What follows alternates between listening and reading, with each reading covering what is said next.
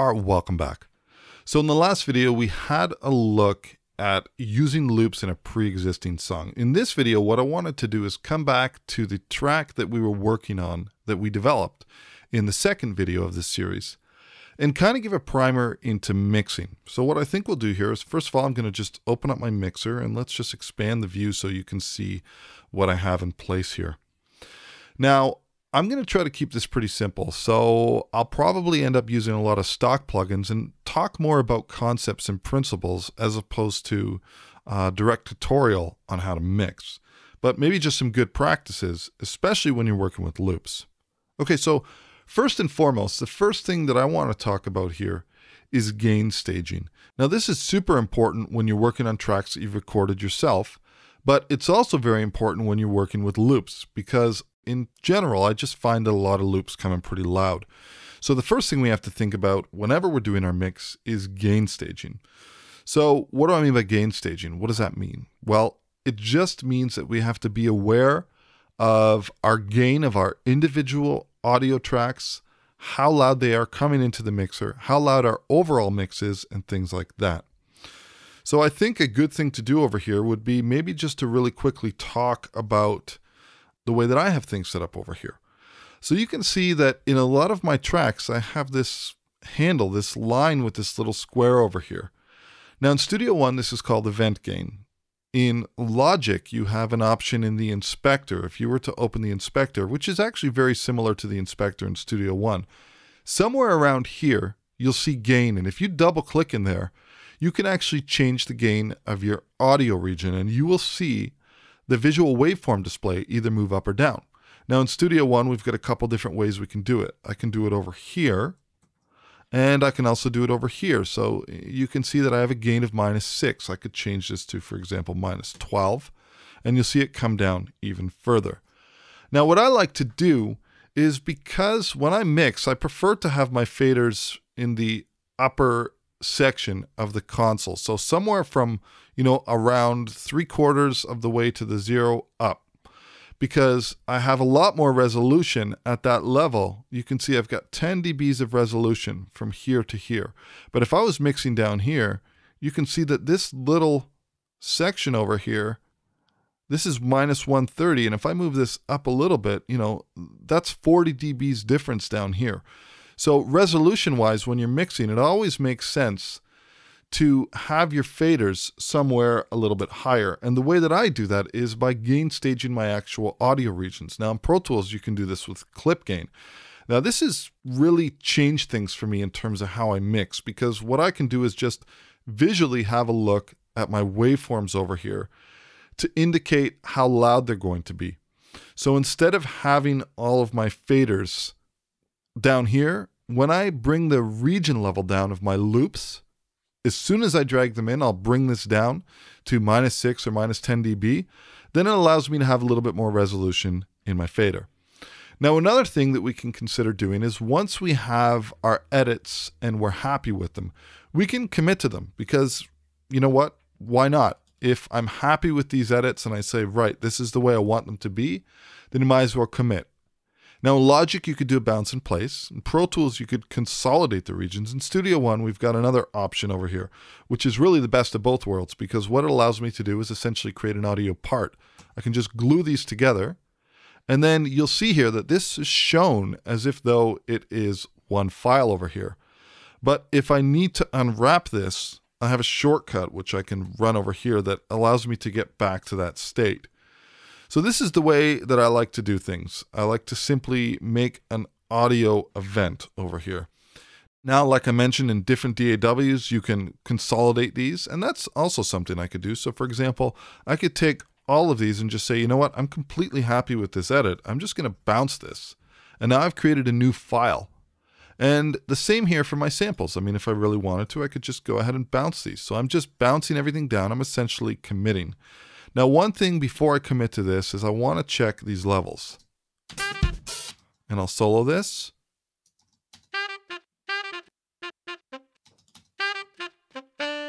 So maybe I just need to bring this up a little bit more. Maybe even a little bit more. And a really great way to be able to do this by adjusting your region or your clip or your event volume is that visually you can see things. So for example, if I bring this down, I can see that this is going to be a lot less. So let's bring it back up. Excellent. All right, and let's go ahead. We'll just create an audio part here. So again, this is similar to being consolidated, but we have the benefit that we can unwrap it if I need to change any of those values. Okay, so that's the first step in terms of mixing, and one of the really most important ones. Now the next thing I would do is I would just bring all my faders down. If I was mixing this from scratch, I could pull all of these down. Now I've got some processing in place here. We'll go back and talk about that in a second. But the next thing that I would do is I would start building this arrangement, building this mix one track at a time. So I'm going to go ahead and press play, and you know what, we can probably just loop this whole section over here, bring our loop in. I'm going to press play, and I'm going to start to bring up my faders. Start with our drums.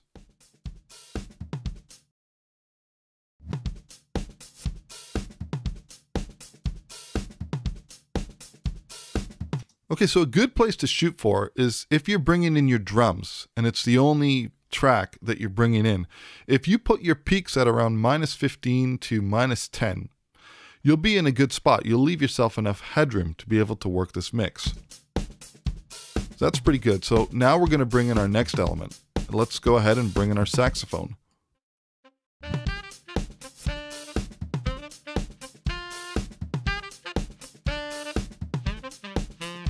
And we can bring in our bass now.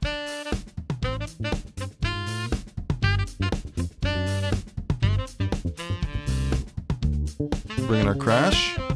And at this point,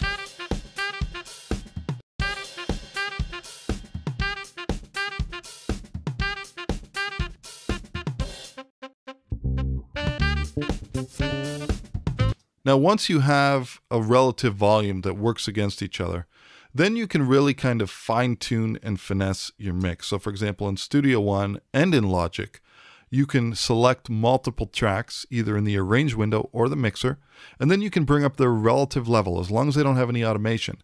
Now what I'm going to do over here, this is the way that I prefer to work, is I'm going to bring up a VU meter. And what I do here is I bring up a VU meter. You could set it to either -18 or -12. Let's go ahead and set this to -12. And I can drop down and have a little micro view. And I'm going to do the same thing now, but now I'm going to gain stage my entire mix. And let's look to have our VU meter pumping around the 0 mark.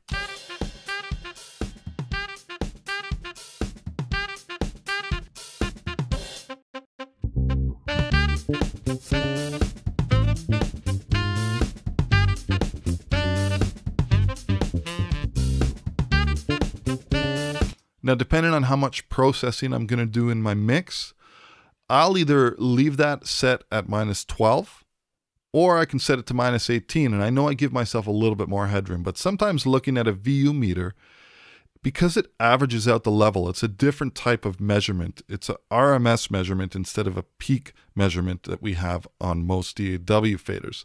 It's sometimes nice to use.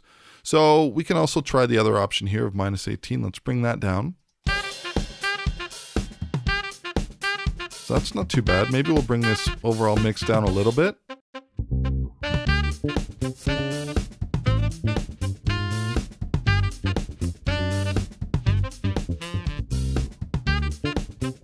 But the idea here is as long as you're peaking somewhere around -12, -6, that you leave lots of headroom in your mix. It's going to sound cleaner, and it will be a lot easier to master as well. Okay, so now that we've got that sorted out, let's just blow through some of the fundamentals here. Some of the things that you want to look at or consider yourself with is after you've made your decision in terms of panning, in terms of level, we call this the static mix. After you've made these basic decisions, then you can start looking at things like EQ, compression, and effects.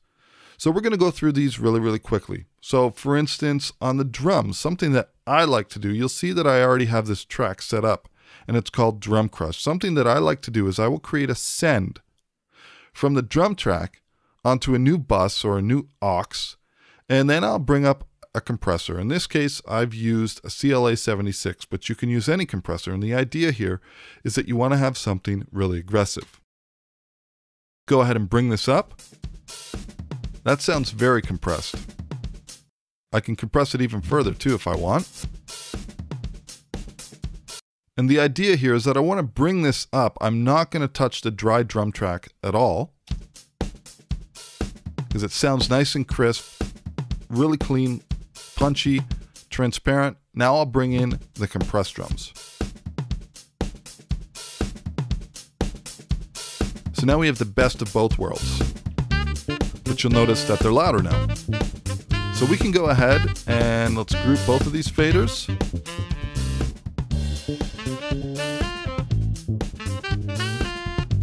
So now we've got some compression happening on our drums. Now the next thing I would probably look at over here is I'd have a look at the bass track, and I'd say to myself, is this working for me? Do I need to add a bass amp simulator, or do I like the way that this sounds? In this case, I like the way that it sounds.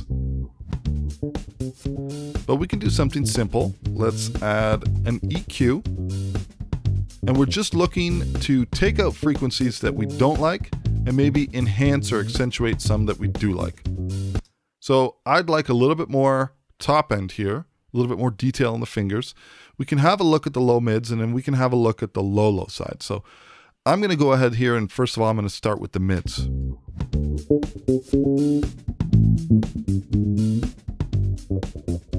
There's nothing really that stands out to me that's really bad, but maybe we can just pull a little bit of this out.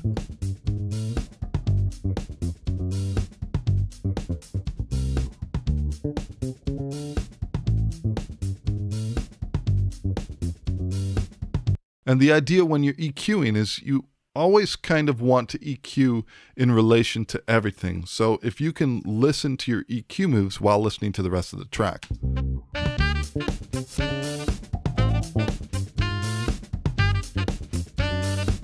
Maybe pull out a little bit of lows. Got a low cut happening here, really low frequency. Okay. Now the next thing I'd probably look at in this case is we'd have a look at the saxophone. So we'll go ahead, we'll open this up. Now these are recorded extremely well. So usually with loops, to be honest with you, you really don't have to do too much. Maybe we'll bring out a little bit of air. Change this to 12.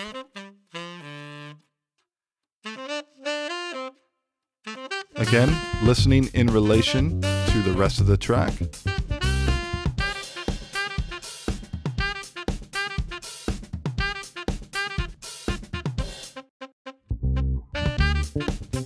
And let's get these crash cymbals sitting in the right spot. Again, I'm going to bring up an EQ. We'll use that same one, a Pro EQ. Open up the top end a little bit.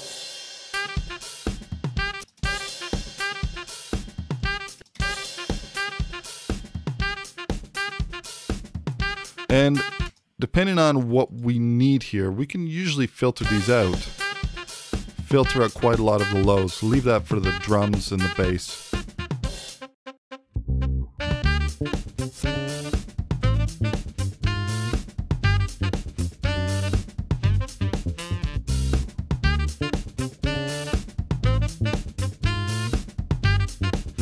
Okay, let's throw an EQ on the drums as well. Because I've brightened everything else up, I feel like they might benefit as well.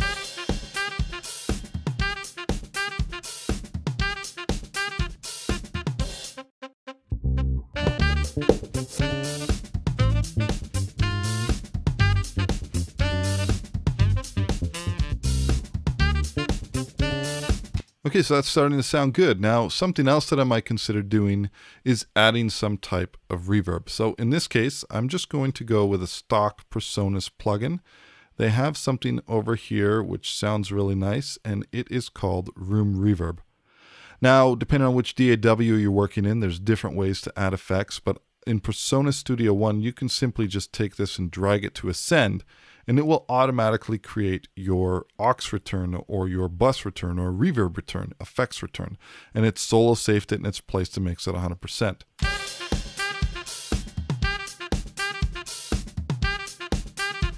Now I might want to also send out some of the drums as well, so we can choose that same room reverb. And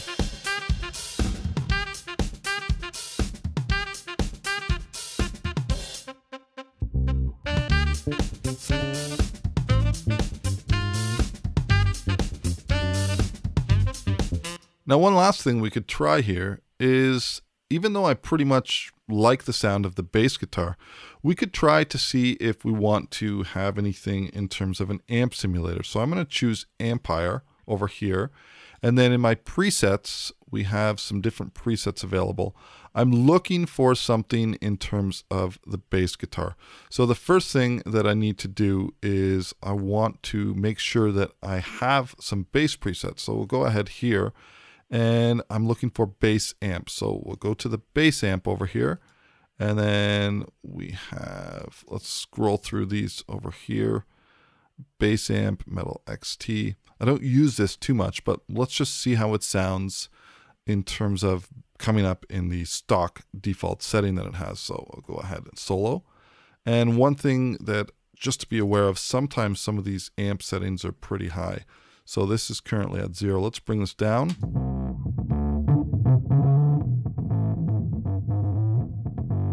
Okay.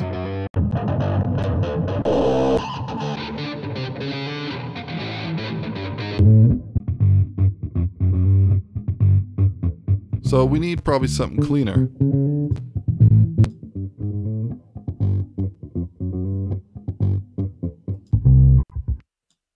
Okay. I'm not sure that we need anything at all on this, to be completely honest. And I don't really feel like going through a bunch of different presets. So let's just say that we tried and it doesn't really need it. But there are some other things that we can do in terms of getting a little bit of grit in there. So for example, that's really the only thing that I think this would need. So let's go ahead and remove this. But what I can do now is Softube has this saturation knob, and this is fantastic plugin. It comes free with Studio One. Let's see how this sounds. I'm just going to start to push this up slowly.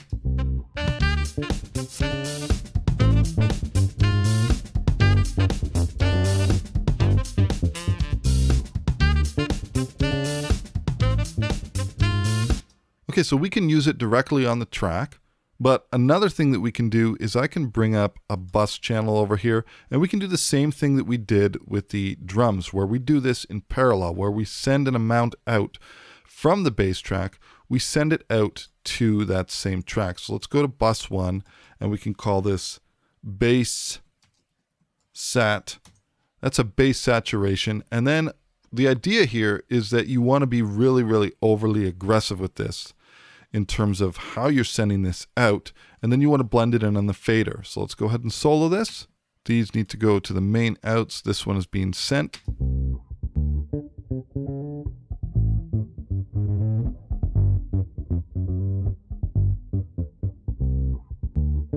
That sounds pretty good. In the track.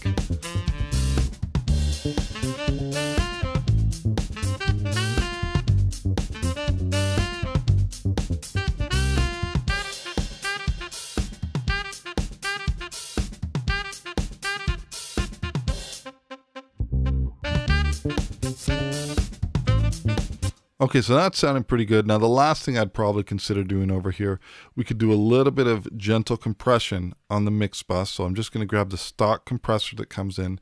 Let's say we'll leave it at 2:1 ratio. Attack and release, let's put our attack up to 30 milliseconds. And the release can be fairly quick. Take this out of adaptive, and I'm looking for just 1 to 2 dBs of compression.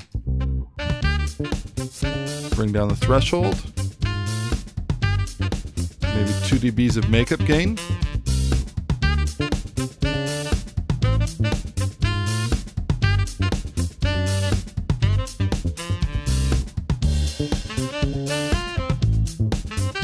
Okay, so that's starting to sound good. Now the last thing that we could top it off with would be a limiter of some sort.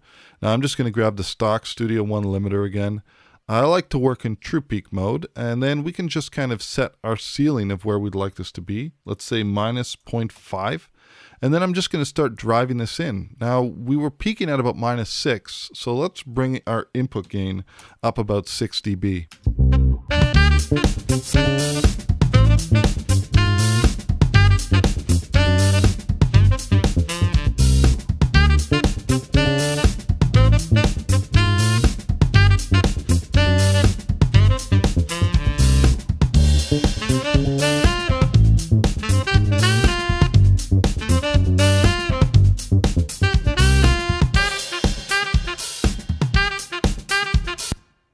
And I think we're sitting at a pretty good spot now for our mix. So hopefully we get to do some more videos here where we can go in a little bit further detail in terms of mastering in a signal chain and possibly how to export your project or prepare your project to be mixed and mastered by someone else. But in the meantime, I hope you guys enjoyed this video series and we'll catch you later. Cheers.